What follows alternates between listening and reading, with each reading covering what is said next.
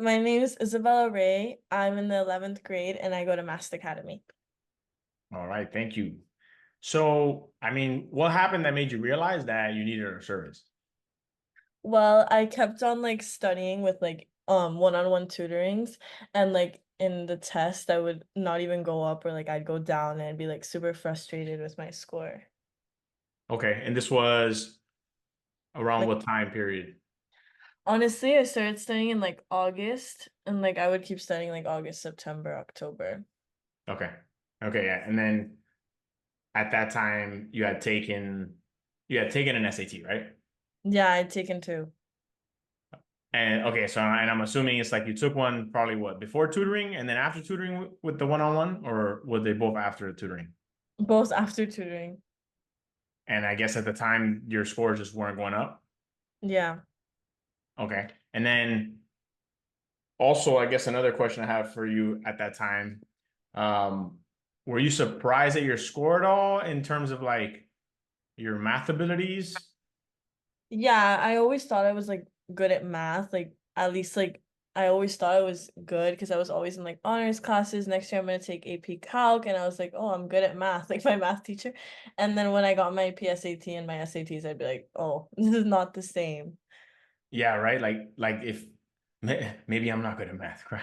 Yeah, maybe I'm not good at math. It was humbling. Oh yeah, I always feel bad. I'm like, guys, it's different. This the Yeah. And it's supposed to be like less math, like algebra one, algebra two, and it's just like, oh, Yeah, but they make it they have their ways of make making it hard. They make it hard. it. I don't They, know. they always have a way. Yeah. Um, all right, cool. So then I guess, and wait, and was your math score better than your reading at the time or no? Yes, I think my math has always been better than my Okay. reading. Okay. But still, you were probably like, all right, you know what? I feel like to better reflect how you were doing in school, you felt like it should have been higher. Yeah, I was like, I have to do this. That's why in my school, like piece of pie is like a big thing. Like everyone's like in math, like everyone's like, oh, if you can't get your score, you have to do piece of pie. No matter how much work, you're gonna get your score with piece of pie. And I was like, okay, like I'm gonna try again, try again. And then at one point I got my score and I was like, no, I can't do this. I'm just gonna put my all into the SAT and do a piece of pie, and I'm gonna get it. That's what I was thinking. I mean, you need. I'm sure everyone knows it's a lot of work too. So you need to. Yes.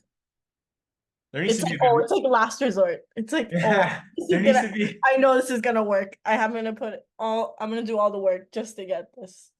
and That's there how needs to be good reason for needing the score, right? Like, why did you need a better score?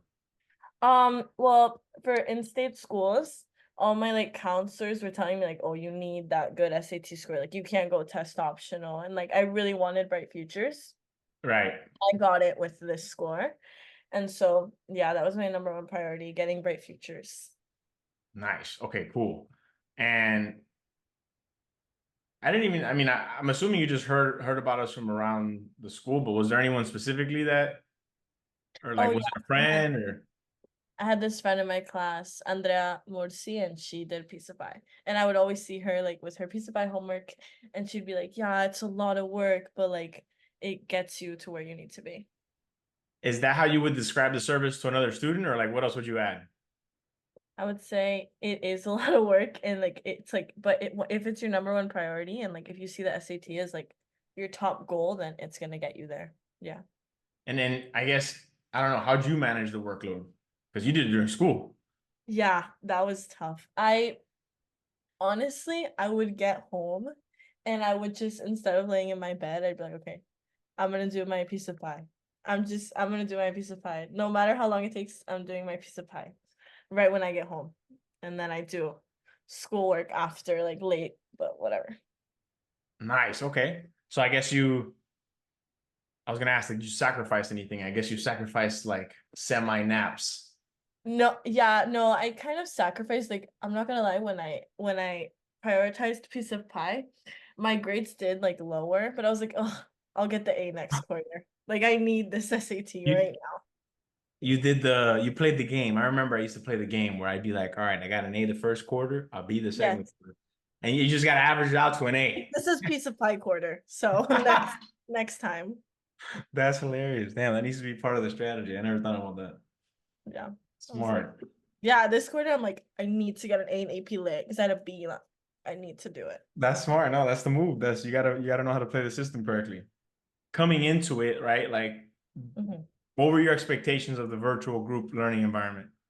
I honestly thought like it wasn't gonna be as good as like one-on-one, but I think it was better, even better, because like I would always be called out. Like they knew when I didn't know the problem. Like my tutor knew. Like she was like, she doesn't know it. And she'd ask me, and then I'd like figure it out with her. And like I was all the tutors are super nice, like super supportive. So like I always like asked her even if I didn't understand and everything. Okay, cool. And I mean, how would you compare it to, because you compared it to your one-on-one, all right. But what about the virtual aspect of it? The like I guess how do you compare to like COVID days? I think the virtual aspect, like honestly, like it didn't like limit anything. Like I still like I was still super focused on it. I never got distracted. Like it was super like it was good. I guess it was convenient then. Yeah, it was convenient too. I literally got up like on a Sunday and I'd like be like, "Oh, that's fine. Eat breakfast like in the Zoom." And yeah, Perfect. You don't gotta drive anywhere. That's awesome. exactly. You just wake up 9 a.m. and then get in the Zoom call. Perfect. I mean, and okay, and then when you were studying, Mhm. um, aside from, like you said, you'd get home and do the work first. Was there anything else that helped you manage, get everything done? Like, was it like every day you did something for sure, or would it kind of vary, And Sometimes, like, if I had a test or like if I had like a big paper due, I would have to like I can't do piece of pie this day, but then I just do it in class, like if I had nothing to do, or like I'll just do more the next day. okay, What I that makes sense.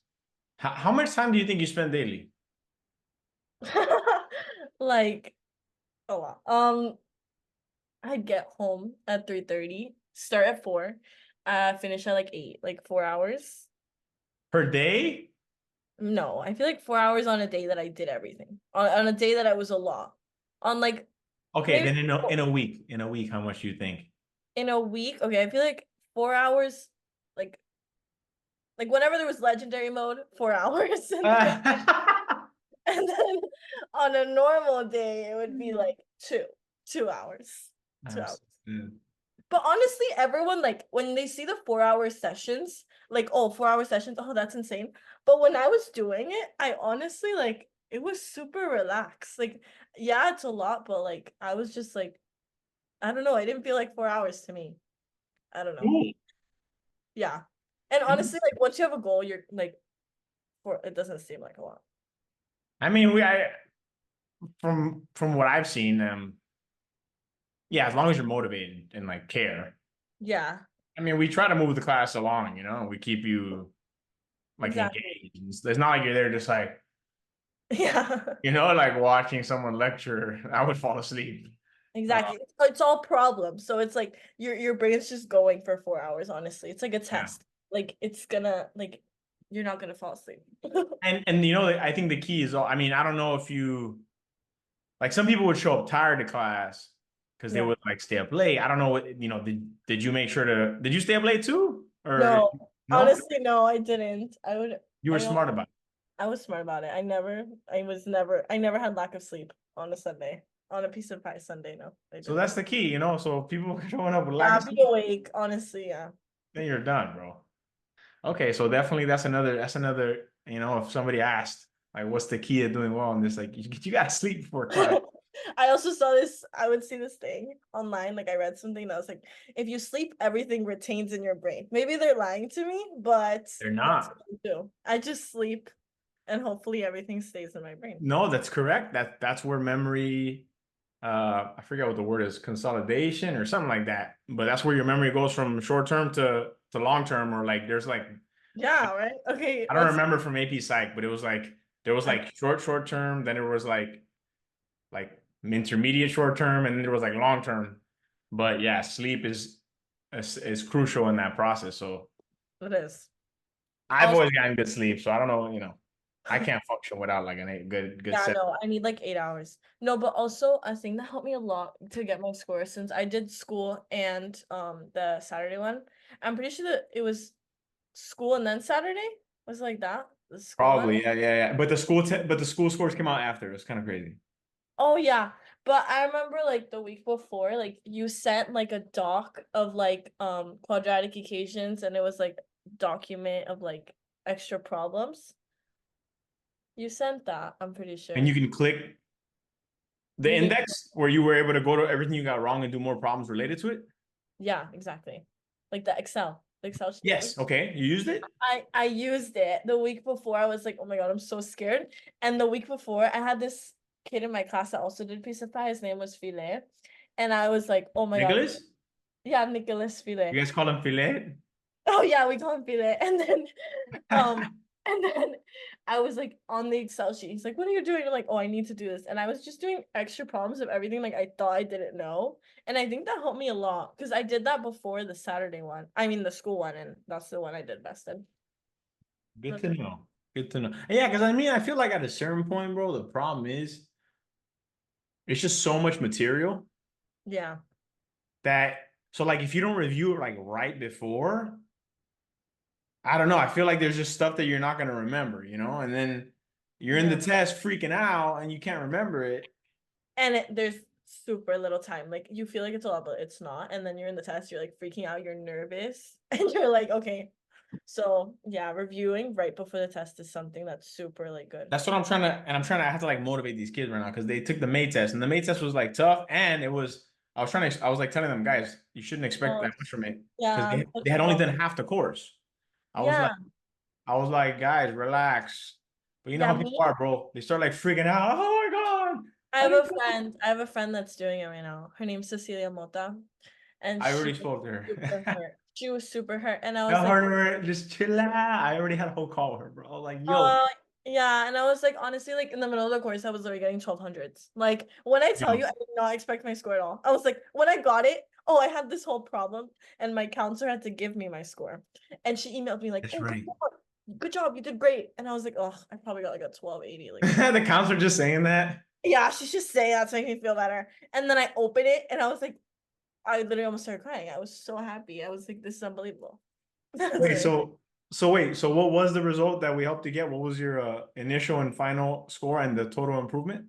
In like SAT whole, I I you can I just started with I started with an 1170 and I ended with a 1380. that's what's up. And what was the math The math in the end was 720. from And I started with a 570 or like that. Yeah. yeah, 5 cents. So that's a 150, I think. Yeah. But and overall, I don't even know. I didn't even study reading. And like I guess my brain was just functioning so well because of piece of pie. I went up like 170 points. Whoa. Yeah, it was a lot. I was like, what? I was like, this is a miracle. That's awesome. I guess what has the result meant for you or like enabled you to do? Honestly, I used to be so stressed about SAT. Like it was the one thing that was like, oh, this is gonna ruin my college application. And then after this, like I've been super less stressed because I have bright futures and like I don't have to worry about that. Like I'm still doing the test, but like I don't have to like I don't have that I have the peace of mind of knowing that I have bright futures. And like I'm even higher than that, so it's like super good. I guess is there any advice you got for for the students studying right now? Like what's the what do they Honestly, gotta do, bro? What's the don't don't be depressed when you see your first like practice test score.